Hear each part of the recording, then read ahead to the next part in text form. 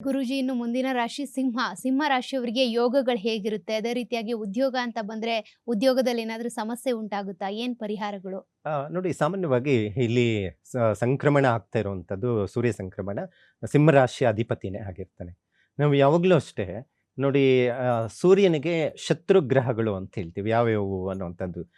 ನಾವು ಯಾವಾಗಲೂ ಅಷ್ಟೇ ಮೊದಲೇ ಹೇಳುವಂಥದ್ದೇ ಈ ಶನಿ ಶತ್ರು ಗ್ರಹ ಆಗಿರ್ತಾನೆ. ಆದರೆ ಇಲ್ಲಿ ಸಂಬಂಧಗಳಲ್ಲಿ ನಾವು ನೋಡಿದಾಗ ಗ್ರಹಗಳ ಲೆಕ್ಕಾಚಾರದಲ್ಲಿ ನಾವು ನೋಡೋಕ್ಕೋದ್ರೆ ಅಪ್ಪ ಮಕ್ಕಳು ಅಂತ ಹೇಳ್ತೀವಿ.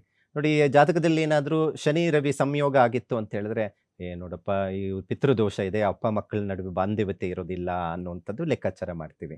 ಆದರೆ ಇಲ್ಲಿ ಆಗ್ತಾ ಇರುವಂತಹದ್ದು ಬದಲಾವಣೆ ವಿಚಾರದಲ್ಲಿ ನಾವು ನೋಡಿದಾಗ ಧನುರ್ ರಾಶಿಯಿಂದ ಮಕರ ರಾಶಿ ಅಂತ ಹೇಳಿದಾಗ ಶನಿ ಅಧಿಪತಿಯ ಮನೆಯಾಗಿರ್ತಾನೆ. ಅಂದ್ರೆ ಇಲ್ಲಿ ರವಿ ಮಕರ ರಾಶಿಗೆ ಬದಲಾವಣೆ ಆಗೋದ್ರಿಂದ ಉತ್ತಮ ಫಲವನ್ನ ನಿರೀಕ್ಷೆ ಮಾಡಬಹುದು ಅಂತ ಹೇಳುತ್ತೆ.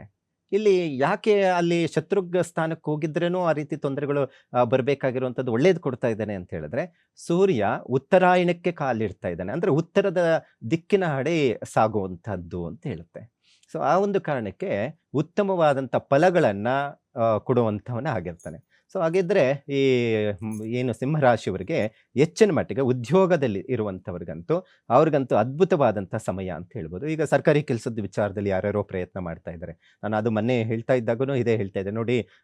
ಈ ಜನವರಿ 14ರ ಮೇಲೆ ಯಾರು ಸಿಂಹರಾಶಿಯವರು ಇದ್ದಾರೋ ಅವ್ರಿಗೆ ಸರ್ಕಾರಿ ಕೆಲಸ ಸಿಗುತ್ತೆ ಅಂತ ವರ್ಷಫಲದಲ್ಲೇ ಹೇಳ್ಬಿಟ್ಟಿದ್ದೀನಿ.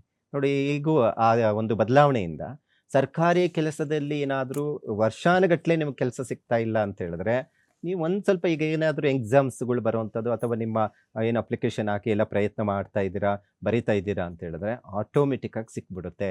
ಮತ್ತೆ ಈಗಾಗಲೇ ಏನಾದರೂ ಎಲ್ಲ ಪ್ರಯತ್ನ ಮಾಡಿ ಸುಮ್ಮನೆ ಇದ್ದೀರಾ ಅಂದ್ರೇನು ಆಟೋಮೆಟಿಕ್ ಆಗಿ ನಿಮಗೆ ಕೆಲಸದ ವಿಚಾರದಲ್ಲಿ ಅನುಕೂಲ ಆಗುವಂಥ ಸಾಧ್ಯತೆ ಹೆಚ್ಚಾಗಿರುತ್ತೆ. ಒಂದು ಸ್ವಲ್ಪ ಪ್ರಯತ್ನ ಮಾಡಿಬಿಟ್ರೆ ಕೆಲಸ ಸಿಗುವಂಥದ್ದು ಹೆಚ್ಚಾಗಿರುತ್ತೆ.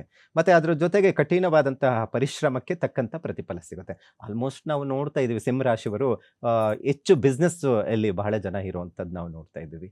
ಮತ್ತೆ ಬಿಸ್ನೆಸ್ ಅಲ್ಲಿ ಒಂದಷ್ಟು ಜನ ಇದ್ರೆ ಮತ್ತೆ ಸರ್ಕಾರಿ ಕೆಲಸದಲ್ಲಿ ಬಹಳ ಜನನು ನಾವು ಈ ಸಿಂಹರಾಶಿಯವರು ಇರುವಂಥದ್ದಿದೆ. ಯಾಕಂದ್ರೆ ಸಿಂಹರಾಶಿ ಅಂತ ಹೇಳಿದ್ರೇನೆ ಸಿಂಹ ಲಗ್ನ, ಸಿಂಹರಾಶಿಯಲ್ಲಿ ಹುಟ್ಟಿರುವಂಥವ್ರು ಸ್ವಲ್ಪ ಯಾರೋ ಒಬ್ರ ಕೈ ಕೆಳಗಡೆ ಕೆಲಸ ಮಾಡಕ್ಕೆ ಇಷ್ಟಪಡೋದಿಲ್ಲ.